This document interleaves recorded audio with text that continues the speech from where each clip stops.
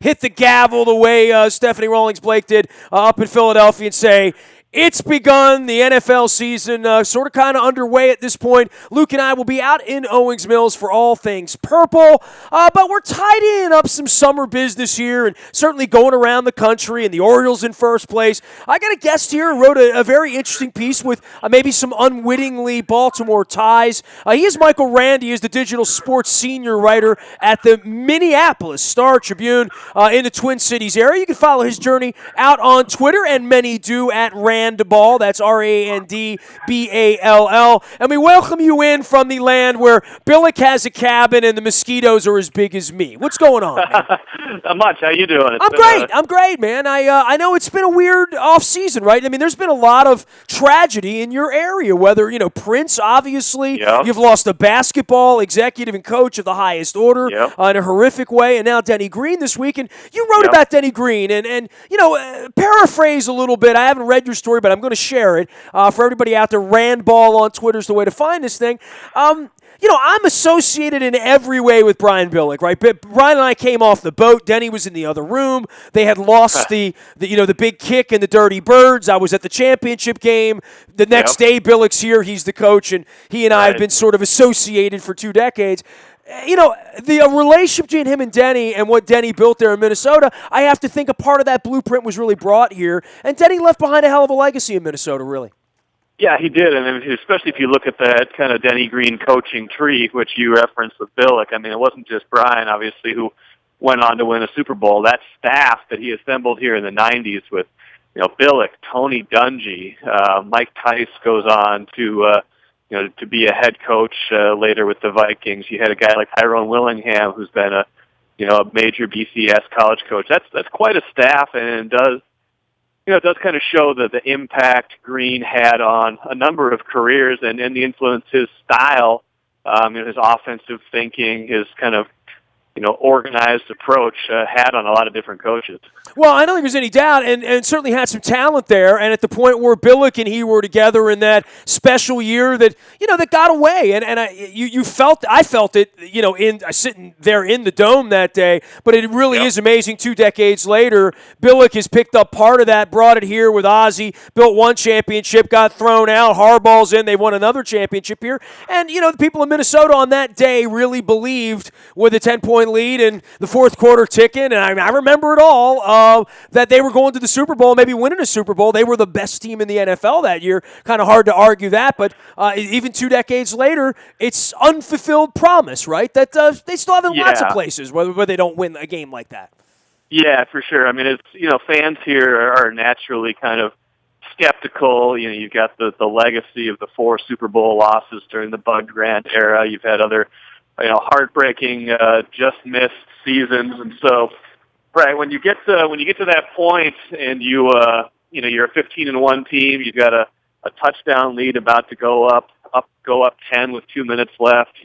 Everybody had kind of finally bought in completely to this is the team of destiny, and then it really, to have the rug pulled out. Gary Anderson misses that field goal, the Falcons come down and tie it, and then win in overtime. I mean, it really changes the whole perception of that whole Green era. I mean, if they at least go to the Super Bowl that year, I don't know how they would have fared. They'd have played a very good Broncos team that year. I believe Broncos were also 15-1. That would have been a fun week down in Miami, talking about Randall Cunningham and all that. Yeah, that would have been fun. It would have been awesome, and it would have been a great game. Well, the Vikings had quite a few guys injured in that NFC title game that might have put a dent in them, but still, if they would have at least gotten there and kind of, push this thing forward. I mean, the Vikings haven't even been to the Super Bowl since I was 2 months old, and I'm almost 40. Yeah, so, I do remember that, the old Fran Tarkington days and the Purple People Eaters and the last. It really, we've made it look easy here in Baltimore, right? And I guess, for the Vikings there's been stumbling and bumbling and coaching changes and love boats. And, hey, man, I got to know Bryant McKinney here as well. So, I'm very familiar with all of that. But the Vikings are still sort of starved for it. And other than Bud Grant, Dennis is as good as it has been there, quite frankly, until now. And I know Zimmer's working on some things there at this point. Right. Yeah, for sure. I mean, Green, if you look at the overall big picture, I mean, he was here for 10 years.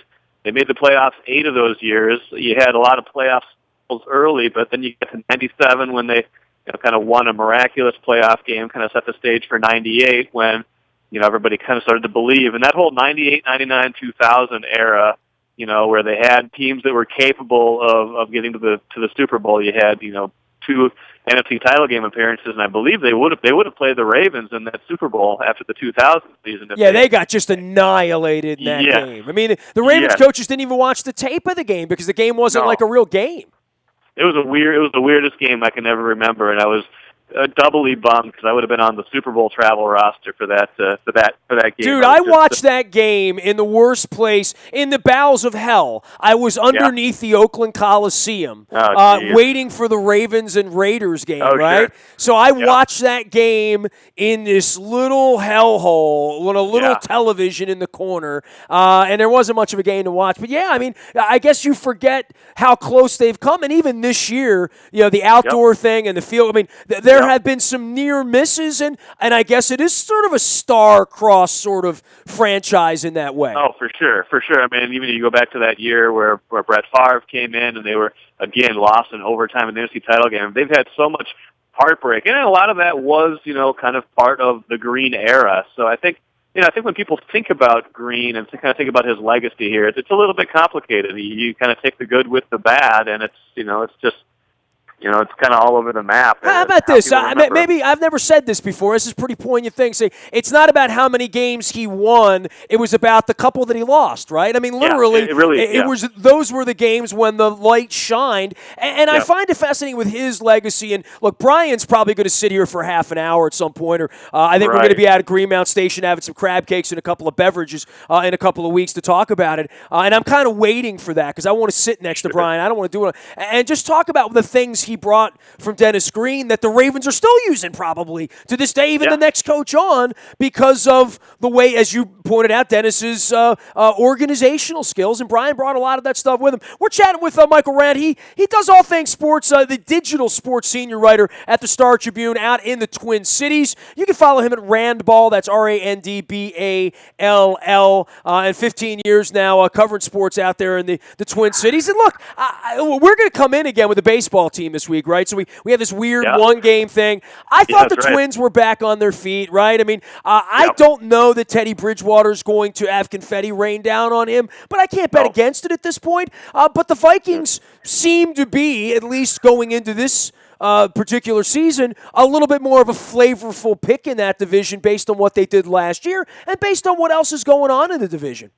Yeah, I agree. And one final point on Green, when you were talking about Brian Billick, we did talk to him right after Denny's unfortunate passing last week, and he did have an interesting take. He basically said Denny was the best talent evaluator he's ever seen. And that goes to show kind of the talent they stockpiled on some of those teams, including Randy Moss, Dante Culpepper, Chris Carter. He had a keen eye for offensive talent. Now, this year's Vikings definitely kind of the other direction. They've built their hallmark is defense right now. Their defense was a top 10 defense last year, top 5 maybe even, looking to get even better this year. I mean, I think if they're going to do anything, it's going to be because, A, the defense is just that great, and B, because, like you said, Teddy Bridgewater has taken a step or two forward this year. For them to go down to Mankato, these camps all open, and the Ravens came under great fire when they moved their camp from a fan camp into a house camp where they now invite fans, and there are always fans out there. It's much more of a limited basis now. It's much more under control and a little more VIP and win the lottery if you're a PSL holder and all that sort of thing. I'm trying to figure out why teams do that, unless there's a tremendous economic benefit, and there never is, by the way, because they don't need the money, even if they were making money on these camps. Just picking up and moving a camp, it feels to me like this is, we're going dinosaur, and the Vikings and the Cowboys, the Saints, a few of these teams, some of them do it for weather. I know the Saints do it for that reason. But this is, you're getting to see the end of the grandfather period here, right? They spent a lot of money on a facility now in the Twin Cities. Obviously, the Dome's opening up. Make your drive to Mankato or else, right? Yeah, no, and I think you're right. I don't know what they're going to do with their camp, ultimately when, they've got this new facility that's coming online in Eagan, Minnesota in just a few years here. I don't know if they'll start doing their camp there, or not once that happens. But yeah, Dale, Mankato's kind of a fun destination. It's there's a college there. I met a girl from there once in Vegas. Yeah, I mean that's the story of my life. But that's how I know about Mankato State. Yeah. Yeah, man, Mankato's a fun college town, and they go there. And I think people enjoy kind of getting out of the Twin Cities. I don't think the players always dread it. They always say, they hate going to Mankato, and it kind of takes them out of their comfort zone. But there's a reason for it. Well, for Harbaugh to pull everything back in, and for me to see the facility and how they do camp now with the medical, the ice, the water, the food, the locker space, real showers, a real kind of place, a real bed that they get to sleep in to get real rest. I see the benefits a couple of years into this, and hey, they won a Super Bowl doing it this way, right? So, for Harbaugh to say, well, we've done it this way now, it makes it a little bit more palatable around here, but I know it's not going to go over well with any of the fan bases. Last thing for you, the new stadium. Have you had a chance to see it yet? I've seen the videos last week and all that stuff. Looks pretty grand, and I wasn't partial to the Metrodome. I never saw a baseball game there, by the way. I thought the outdoor football was kind of cool last year. It was. Yeah, but the Homer Hanky was a great era. I mean, I know you know that era too, so. Yeah, no, the new Viking Stadium is awesome. It's I was in there maybe a week ago for the last time, probably until it's really open. But yeah, they spent $1 billion, so I hope it's nice. But it is probably the best thing about it.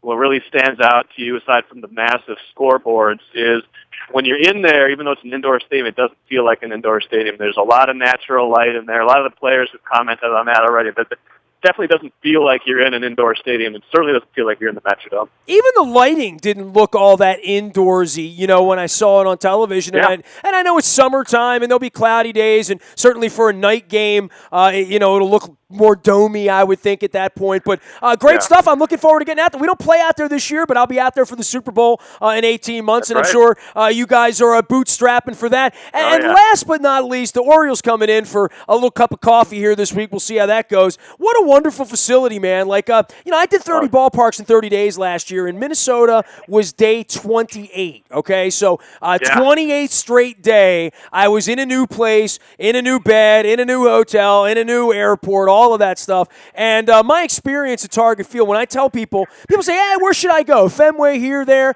I'm like, Minnesota, very underrated. I think San Diego is underrated, too, and we saw that at the All-Star Game 2 weeks ago. Yeah. But Minnesota's a great, great place to come and see baseball, but this has not been a real good summer to see baseball in Minnesota.